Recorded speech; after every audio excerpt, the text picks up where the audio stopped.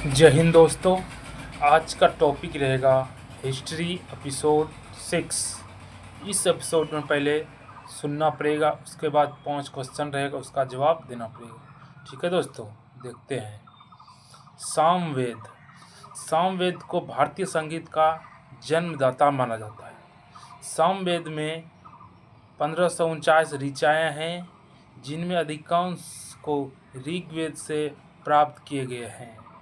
सामवेद के अंतर्गत आने वाले ऋचाएँ को यज्ञ के समय संगीत के रूप में उच्चारण किया जाता था। यही कारण है कि सामवेद को संगीत का जनक माना जाता है।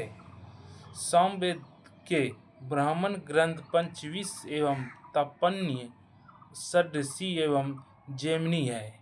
सामवेद के उच्चारण करने वाले पुरोहित उद्गाता कहलाते थे। यजुर्वेद। यजुर्वेद में यज्ञ करने की विधि विधान के बारे में लिखा गया है। यजुर्वेद गद्य एवं पद दोनों में लिखा गया है। यजुर्वेद के 2 ब्राह्मण ग्रंथ हैं, जिसे शतपथ ब्राह्मण ग्रंथ एवं वाजसनेय ब्राह्मण ग्रंथ के नाम से जाना जाता है। यजुर्वेद के उच्चारण करने वाले व्यक्ति को उद्यवुड़ कहा जाता था।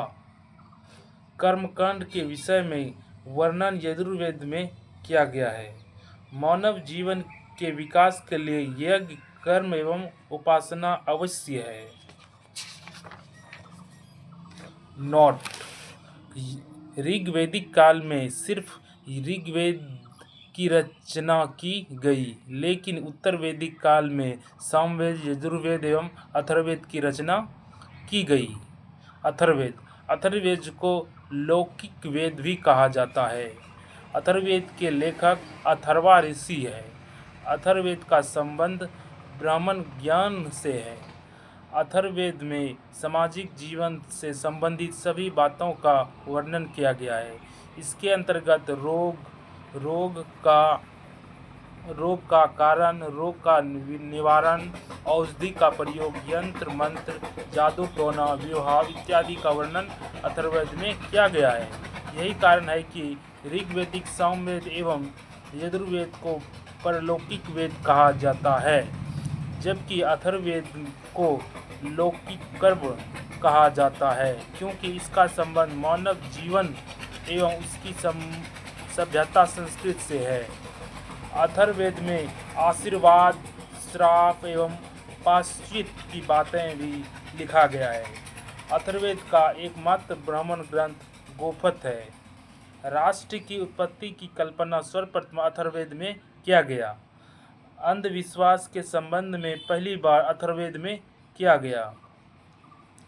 अथर्ववेद में सभा एवं समिति की प्रजापति को 2 पुत्रियों कहा गया है।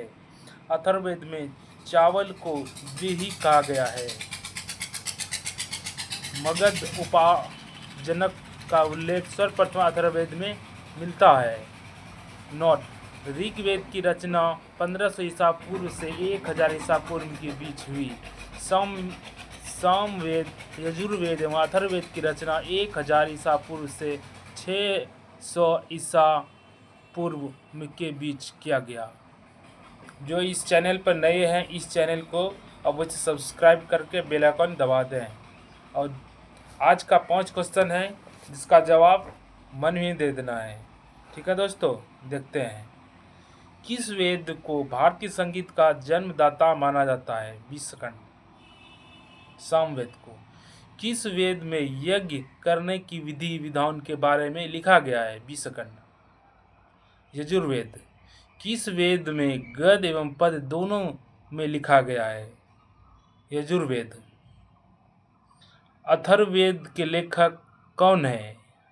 अथर्वा ऋषि।